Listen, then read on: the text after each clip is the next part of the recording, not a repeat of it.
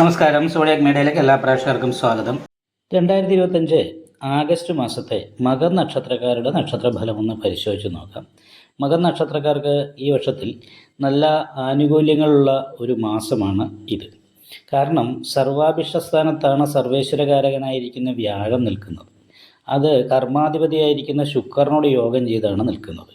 അപ്പോൾ ഗുരുശുക്ര യോഗം വന്നതുകൊണ്ട് തന്നെ ദിവ്യദാരോ മഹാധനി ധർമ്മസ്ഥിത പ്രമാണജ്ഞ വിദ്യാ ജീവീതിജായത എന്ന് പറയുന്നൊരു യോഗ ഈ മാസത്തെ കിട്ടും. അതായത് നല്ല ദാമ്പത്യ സുഖം അനുഭവിക്കാനായിട്ട് സാധിക്കുക, പഠിച്ച വിദ്യക്കനുസരിച്ചുള്ള തൊഴിൽ നേടാനായിട്ട് സാധിക്കുക, തൊഴിലിൽ അഭിവൃദ്ധി ഉണ്ടാകുക, ധനാഭിവൃദ്ധി ഉണ്ടാകുക, ഇങ്ങനെയുള്ള പല രീതിയിലുള്ള ഗുണങ്ങളും അനുഭവിക്കാൻ യോഗമുള്ള സമയമാണ് ഗുരുശുക്ര യോഗം. അതേപോലെ തന്നെ ലഗ്നാധിപതി സ്വക്ഷേത്ര ബലവാനായിട്ടാണ് നിൽക്കുന്നത്.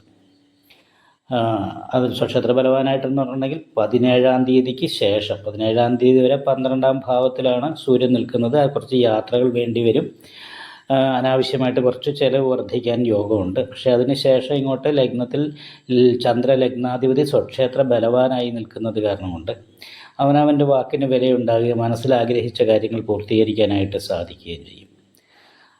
എന്നാലും നിവർത്തിസ്ഥാനത്ത് അഷ്ടമാധിപതിയായിരിക്കുന്ന ശനിയാണ് നിൽക്കുന്നത്. അത് ശത്രുസ്ഥാനാധിപത്യം വഹിച്ചു നിൽക്കുകയും നിവർത്തിസ്ഥാനത്ത് അമൃതവർഷകണ്ഠകാരകനായിരിക്കുന്ന രാഹു നിൽക്കുകയും ചെയ്യുന്നതുകൊണ്ട് ആഗ്രഹിക്കുന്ന കാര്യങ്ങൾ അല്ലെങ്കിൽ എന്തെങ്കിലും പ്ലാൻ ചെയ്തു കഴിഞ്ഞാൽ ആ പ്ലാനിനിടയ്ക്ക് പ്രതീക്ഷിക്കാത്ത ആ സമയം വരും മുടക്കങ്ങൾ വരാനുള്ള സാധ്യതയുണ്ട്.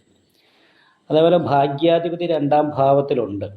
അപ്പം ഭാഗ്യാധിപതി 2-ാം ഭാവത്തിലുള്ളത് കൊണ്ട് ഭാഗ്യാദി അഭിഷ്ട ഭാവേശോ അശുഭോ ഭാവപുഷ്ടികൾ എന്ന് പറയുന്ന യോഗമാണ് വരുന്നത്.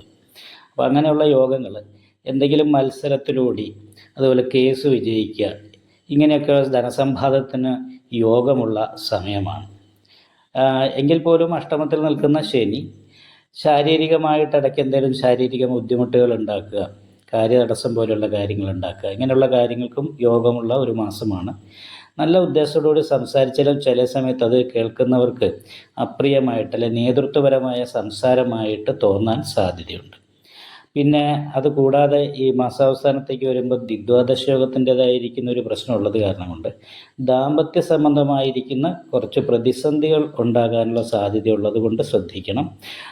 അതേപോലെ വിദ്യാർത്ഥികളെ സംബന്ധിച്ച് പഠനത്തിൻ്റെ കാര്യത്തിൽ കുറച്ച് ശ്രദ്ധ കുറയാൻ സാധ്യതയുണ്ട്. കാരണം ദേവീക്ഷേത്രത്തിൽ യഥാശക്തി വഴിപാട് ചെയ്യുക, ശനീശ്വരന് നീരാഞ്ജനം വഴിപാട് ചെയ്യുക, നാഗപൂജ ചെയ്യുക, ഇങ്ങനെയുള്ള വഴിപാട് പ്രാർത്ഥന മുതലായിട്ടുള്ള കാര്യങ്ങളൊക്കെ ഉണ്ടെങ്കിൽ ഈ മാസത്തിലെ ഏറ്റവും നല്ല അനുകൂലമായിരിക്കുന്ന ഗുണഫലങ്ങൾ മകർ നക്ഷത്രക്കാർക്ക് അനുഭവിക്കാനായിട്ട് ഈ വർഷത്തിൽ സാധിക്കുന്നതായിരിക്കും.